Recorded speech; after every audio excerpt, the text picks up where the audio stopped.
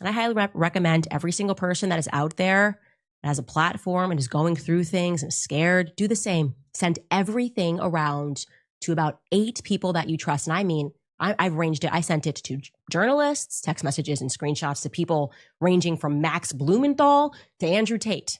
Candace Owens isn't just talking anymore. She's going full throttle into the dark storm behind Charlie Kirk's shocking end. She's not just chasing clout or stirring headlines. She's on a mission. The only one on the right besides maybe Tucker Carlson, who's actually digging into who really wanted Charlie gone. And she's not bluffing either. She's coming in with what she calls real evidence and inside connections tied straight to the family of the so-called shooter. This isn't gossip. It's a ticking time bomb waiting to go off. At first, the public was spoon-fed one story and that the suspect turned himself in and confessed, right? But Candace says that whole story is fake. According to her, there was no confession, and the father of the accused never once said his son did it. That changes everything. It blows up the official story everyone accepted without question. And here's where things get even wilder. Candace claims she's got screenshots of text messages from Charlie himself, and what's inside them is pure dynamite. In those messages, Charlie allegedly said he could no longer support Israel and hinted that his own donors were feeding into every stereotype imaginable. That's massive. Imagine a figure like him saying that just days before everything went down, but the real chill came from what happened next. I went ahead this week and sent around a life insurance policy of sorts, a package rather, to people that I trust, a package filled with text messages, emails, private communications, videos, and private legal documents. So if anything happens to me, you guys will know exactly who it is that has been making my life a living hell over the past couple of years. Just 24 hours before his death, Charlie reportedly told 3 different people he was scared someone was going to kill him. He literally said, "They're going to do it." Those words hit like a nightmare come true. But who exactly are they? How can a story this huge still have no clear answer? And now, here's where the plot turns crazy. Candace Owens herself says she's scared for her life. That's right. She went public with what she called her own proclamation, warning that if something happens to her, the truth will still come out. That's not just a statement. That's a dead man switch in action. Basically, if she disappears, all her files drop automatically. What kind of story is she sitting on that's got her making moves like that?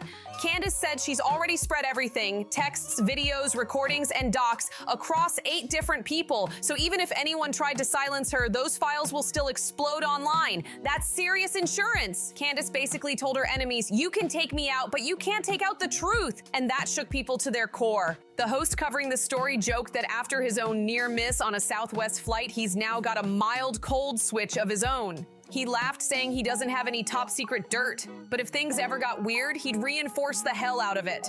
He made a good point, though. People that are trying to bankrupt me and my family, that are threatening us to sue us. Everything that Kanye said was so real. Okay. I'm now at that point where you look back and you go, man, Kanye was right. He was really saying something about what it takes to leave, to fight for custody of your own soul. Just leave me alone. Let me say what I believe and you say what you believe. Fight fair. Why do you always have to make this threat to bankrupt people? Release the info while you're still alive. That's the real power move. Because if you drop it early, everyone already knows who to look at if something happens. When Candace posted her clip, her tone said everything. She sounded like someone who already knew who they were. She asked straight up, "Who is they? How can that part still be a mystery?" And then she dropped an eerie comparison, saying it's like watching a magician do the same trick over and over. "You already know where the rabbit goes before the hat even moves," she said. That line sent the internet spinning, because deep down everyone knows what she was implying. Now it's official. Candace Owens has activated her dead man switch for real. She's not bluffing. She's warning powerful people that she's ready for whatever comes next. She said her work is protected, her evidence secured, and her people prepared. Her message to anyone thinking about stopping her? Don't even try it. She's basically daring anyone to cross her, because if they do, those files will flood the internet faster than anyone can blink. And I want you to know that those people, if anything happens to me, they have my explicit permission to release it all, detonate it all, expose all of these people in politics and in the movement who behave like this behind the scenes.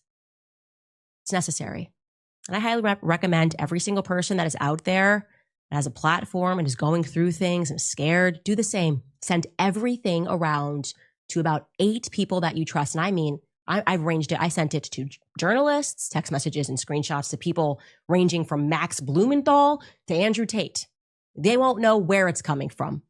Candace made sure those 8 people have everything they need to unleash it all. Even if someone managed to stop 1 or 2, it wouldn't matter. Tracking down 8 separate individuals across different states or countries? That's chaos. That's way too risky. She's turned her truth into a weapon they can't bury. Reports say journalist Max Blumenthal might be one of those 8 trusted keepers, while the others are scattered, unknown, and untouchable. The host even cracked a joke. I'm not one of them, but hey, good for Candace. But behind the laugh, everyone knew this was serious business. She's playing survival chess, not checkers. Then things took a strange twist when Chris Keene jumped in. He said, "You can't judge a book by its cover or a song by its title," cracking up about someone twisting a Heil Hitler quote out of context. It was dark humor, sure, but his point hit hard. Once something's out there, people will spin it, weaponize it, and rewrite the truth. And that's exactly why Candace is locking her files in digital safes. After that, the energy online went absolutely insane. 3 people told me off record. 2 people who have this in a written communication from Charlie. One who is a Turning Point USA donor, and I would say very much one of the white knights in this. The very day before Charlie Kirk died, he expressed that he thought he was going to be killed. It felt like a movie unfolding in real life, except no one knew the ending. Candace Owens had dropped the mother of all bombshells, saying she'd triggered her dead man switch, and the internet erupted. Within minutes, hashtags like hashtag Candace Files, hashtag Kirk Truth, and hashtag Dead Man Drop took over every platform. People were hunting for answers. Who had the files, what was in them, and what was so dangerous that Candace believed her life was at risk? In hours, social media turned into a circus of rumors. Some claimed they'd seen pieces of the files on anonymous Telegram channels, but most turned out to be fakes. Still, the panic was real. Reporters from every major outlet started reaching out for comment, but Candace went dark. Total silence, which only made people believe she did have something explosive. Because in stories like this, silence isn't safety, it's confirmation. And here's the part that froze everyone in place. The names she hinted were behind Charlie's death weren't just randoms. These were people with power, reach, and serious connections. According to one insider who spoke off record, the case had deep state fingerprints all over it. He told these people, I think they're going to kill me. Okay.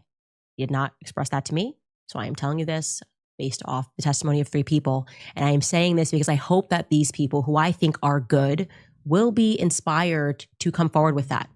Again, those conversations I had were off record. I honor that. If I say it's off record, it stays off record. But I'm hoping. They said Charlie's falling out with some top donors wasn't just about money. It was about ideology, control, and who he refused to side with anymore. Charlie had reportedly started cutting ties with certain high-dollar players connected to defense contracts and global interests, and that didn't sit well with people who built empires buying loyalty. And don't forget, just 24 hours before his death, he said he feared for his life. He didn't say a stalker. He didn't say a random enemy. He said they. And Candace keeps repeating that word, they, like she already knows exactly who those people are. Now everyone's watching and waiting, because if she's telling the truth, if that dead man switch really exists, what comes next could change everything. This isn't just a conspiracy anymore, it's a countdown. Then out of nowhere, something dropped that left everyone stunned. A short, mysterious clip hit the internet showing what looked like Charlie Kirk inside a car just one day before the Utah event. His voice was shaky, his eyes darting, and he spoke fast. If something happens to me, check the donors. Check the ones who switched sides. That single line froze everyone in their tracks. The clip spread like wildfire. No one could verify where it came from, but the timing, too perfect to ignore. As that clip went viral, chaos erupted. That watching what I am doing and feeling the energy that is rising across the world for people who want to know what the heck happened on 9/10, that, they will be brave and they will say, yeah, Charlie did the day before he died think that he was going to be killed, and maybe tell us, who is they? Well, for once and for all, who is they? Candace Owens' haters started circling like sharks smelling blood. Some right-wing commentators accused her of profiting off pain, while liberal hosts mocked her. saying she was playing detective in her own spy movie. But the louder they mocked, the stronger her supporters got. Thousands of fans flooded X and Rumble with posts saying, "They silenced Charlie. Now they're scared of Candace." It was like a digital rebellion in real time, but what truly terrified people wasn't what she said, it was what she didn't say. Candace hinted that some of her evidence was already out there. She called it distributed truth. Her exact words were, "Once something's been replicated enough, it can't be destroyed." That line sent a chill through every feed. It sounded like she had already set her plan in motion. Not long after, independent journalist Max Blumenthal jumped in and confirmed on his own feed that he had materials of interest linked to Candace's investigation. He added that he wouldn't release them until necessary, which only made the public go crazy trying to guess what he had. That's when online sleuths turned into full-on detectives. People started digging through Max's social media activity, watching every like, every Telegram post, even his Venmo transactions. Someone posted a wild map showing 8 storage nodes, encrypted hard drives hidden across different countries. True or not, paranoia spread like gasoline on a match. Everyone was convinced the files were real, and powerful people wanted them buried. Meanwhile, mainstream media tried to pretend the story didn't exist, but it was too huge to ignore. Even CNN had to address it, calling Candace's claims an escalating conspiracy fueled by distrust and digital hysteria. But here's the problem. The official story wasn't adding up either. The full autopsy was sealed, the alleged shooter's family stayed silent, and newly leaked parking lot footage showed a person whose body type didn't even match the named suspect. People started whispering that someone, somewhere, was covering something big. By now, Candace's supporters were calling it the biggest political cover-up since Watergate. Some extremists even claimed the FBI, CIA, and multiple foreign intelligence groups were involved. It sounded insane, until you realized how much of the evidence had gone missing. And then Tucker Carlson broke his silence, saying on air, "When journalists start activating dead man switches, something's gone deeply wrong in America." That one quote shook the country. Tucker doesn't speak lightly, and people knew it. That comment felt like validation, like maybe Candace wasn't crazy at all. Maybe she was right the whole time. And then the next morning, things got even more intense. A source claiming to work in federal cybersecurity leaked a memo marked internal use only. It mentioned potential data exfiltration involving right-wing personalities under federal watch. Everyone immediately thought the same thing. Was that memo about Candace Owens? The internet exploded. Hashtags like hashtag they knew, hashtag Candace warned us, and hashtag dead man switch activated started trending again. Within 2 days, Candace's Rumble show views tripled. Then she posted a chilling message. "When truth becomes a threat, only courage keeps you alive." And right after that, she vanished. No posts, no streams, nothing for 48 hours. Her disappearance sent fans into full panic mode. Screenshots of her last seen status started flying around. Telegram channels flooded with messages like, "Did they get her?" and "Where's Candace?" The frenzy got so wild that even Elon Musk commented, "I hope she's safe."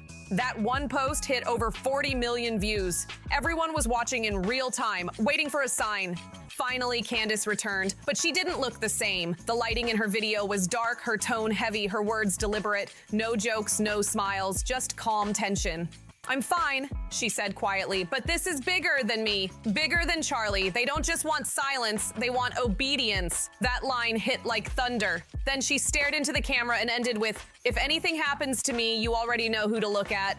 10 full seconds of silence followed before the screen cut to black. People lost their minds. Some swore she looked terrified, others said she looked ready for battle. Either way, everyone knew this wasn't entertainment anymore. This was real fear mixed with defiance. Even her biggest critics went quiet. Nobody wanted to end up connected to whatever she was exposing. Then came the mysterious screenshot drop. A blurred email allegedly from Candace's encrypted account started circulating online. The subject line read, "Do not delete, part 1. That was it. No message, no text, just a single file attached, supposedly named Israel_funding_conflicts. Within hours, every account sharing the file got suspended. Coincidence? Nobody thought so. That one leak sparked hundreds of new theories. Some said the spreadsheet traced political donations from defense contractors to PACs linked to a billionaire family rumored to have influence over Turning Point USA. Others insisted it was bait, planted to discredit her before the real drop. Nobody could prove anything, but one thing was certain. Candace Owens had just lit a fuse that couldn't be put out. Still, she refused to retreat. She went live again, fire in her voice, saying, "They've already tried to smear me, silence me, and shadow ban me." But I'm not going anywhere. The truth's already out there, and it's only a matter of time before everyone sees what they tried to bury. Her voice cracked mid-sentence, a mix of fear and fury that made her sound more human than ever. Meanwhile, the internet was consumed by one phrase: the Kirk files. People swore they'd seen screenshots labeled File 3A, File 5C, File 7H. Supposedly parts of her 8-file stash. Real or fake, it didn't even matter anymore. The myth had become unstoppable. Those files weren't just data, they'd become a symbol, proof that no matter how powerful the system is, someone, somewhere is always brave enough to fight back. By this point, the internet had a new name for it: the Candace Covenant. The idea that 8 unknown people scattered across the globe could unleash the full truth at any second gave everyone chills. It wasn't just suspense, it was power wrapped in paranoia. Because if Candace was telling the truth, then this whole story had gone way beyond Charlie Kirk's death. It had become about how far the powerful would go to protect their own secrets, even from their own people. And still, one question haunted everyone's minds: who are they? Who did Charlie fear so much that he spoke about it the day before he died? Who was Candace warning us about? Nobody had all the answers, but one thing was clear: the deeper this went, the more impossible it became to cover up. You can silence one person, but how do you silence a truth that's been copied 8 times over? When Candace finally came back online again, the energy was totally different. The internet didn't feel like a debate anymore. It felt like a battlefield. Lines were drawn. You either believed Candace was holding evidence that could shatter the conservative base, or thought she'd fallen too deep into the chaos. There was no middle ground anymore, just sides, tension, and fear. And then out of nowhere came the leak. A short video appeared on X, blurry, grainy, but shocking. It looked like part of the rumored Kirk files. The clip showed Charlie Kirk at what seemed to be a private dinner with 2 unidentified men and a major GOP donor. The sound was rough, but you could clearly hear Charlie's voice saying, "I'm not gonna push Israel's agenda anymore. I don't care who threatens me," those words hit like lightning. Within minutes, the clip was everywhere, reposted, mirrored, dissected frame by frame. And then suddenly, gone. Deleted across every major platform for security reasons. That's when people knew this was real. The disappearance made it worse. The second it got deleted, the internet exploded. Cover up! Posts flooded every platform. Some called it AI generated. Others swore it was authentic, but nearly everyone agreed. Someone didn't want that clip seen. Because if it really was Charlie, it proved everything Candace had been hinting at all along. And guess what? The timing made it even crazier. Just hours before the clip surfaced, Candace had tweeted one chilling line: "The clock is ticking." And boom, hours later, the video drops. It felt like she'd pulled the trigger herself. Mainstream media scrambled to contain the chaos. Fox News stayed silent. CNN labeled it a digital illusion. MSNBC called it a dangerous stunt by a fallen influencer. But independent journalists? They couldn't resist. YouTubers, Substack writers, and podcasters tore the clip apart in slow motion, frame by frame, chasing every whisper, every reflection, every shadow. Then the conversation turned to the 8. The mysterious 8 people allegedly holding copies of Candace's files. Speculation went wild. Some said one of them cracked and leaked the video early. Others believed it was intentional, a warning shot proving the data was real and that more was coming if Candace was targeted again. Max Blumenthal finally spoke up on his own channel. He didn't confirm the leak, but his tone said it all. "I can't verify if that clip came from Candace's vault," he said. "But I can tell you this, the fear in certain political circles right now is very real. That single line sent a shockwave through DC. Suddenly, quiet officials started tweeting preemptive statements about misinformation, foreign tampering, and digital warfare. It was bizarre. Like everyone was preparing their alibi at once. Then something downright creepy happened. The official Utah police page covering Charlie's case went offline for maintenance. For almost 2 full days, the entire case file vanished. When the site finally came back, half the documents were gone. Missing were ballistic reports, witness statements, and surveillance data, all deleted without explanation. Even skeptics had to admit that looked shady as hell. Candace's followers went wild. One viral post read, "They're erasing evidence in real time," and it racked up 2 million views in an hour. Even neutral voices were baffled. How could a case this high profile suddenly lose half its digital trail? The timing was too perfect, too clean, too suspicious. Then Candace herself hit go live again, and she was on fire. Her voice was calm but fierce, like someone who'd seen too much to turn back. If they thought Charlie's story ended in Utah, she said slowly, they were wrong. His story is just beginning. Then she leaned in closer to the camera, eyes sharp as glass, and said, one of the 8 already made their move. The rest will follow. That single sentence set the internet ablaze. Was she confirming the leak, threatening another drop? Nobody knew, but the tension was electric.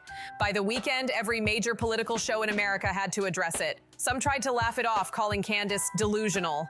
Others even grudgingly admitted she might be sitting on something explosive. The phrase dead man switch became the most searched term worldwide. Everyone was waiting for the next release, the next file, the next shockwave. In between her silence and the internet's chaos, there was this eerie calm, like everyone was holding their breath at once. People realized this wasn't just a scandal, it was a digital war for control of the truth itself. If that leaked dinner clip was real, then what else was out there? What could be hiding in the rest of the files? Secrets that could destroy careers, collapse alliances, even expose billionaires who thought they were untouchable? Candace had once promised the truth wouldn't die with her, and now it was roaring to life.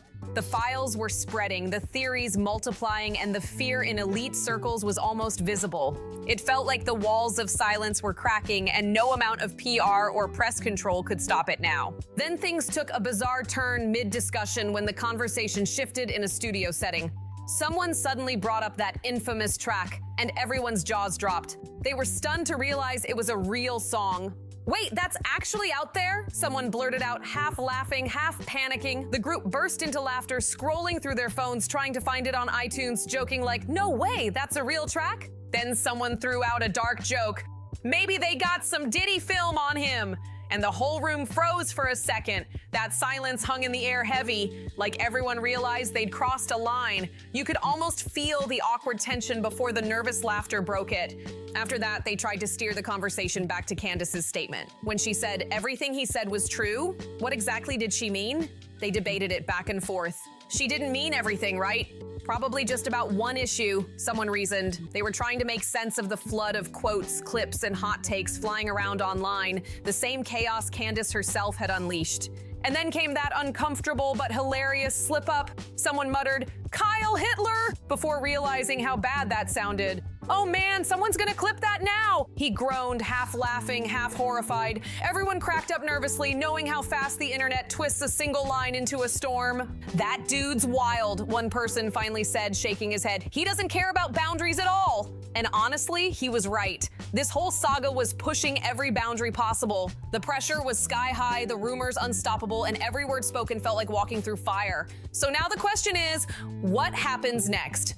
Do we see another leak, another file drop, or will the powers that be finally step in to stop it all? Drop your thoughts below, like, share, and comment your theories. And don't forget to subscribe, because the next part of this story might just blow everything wide open.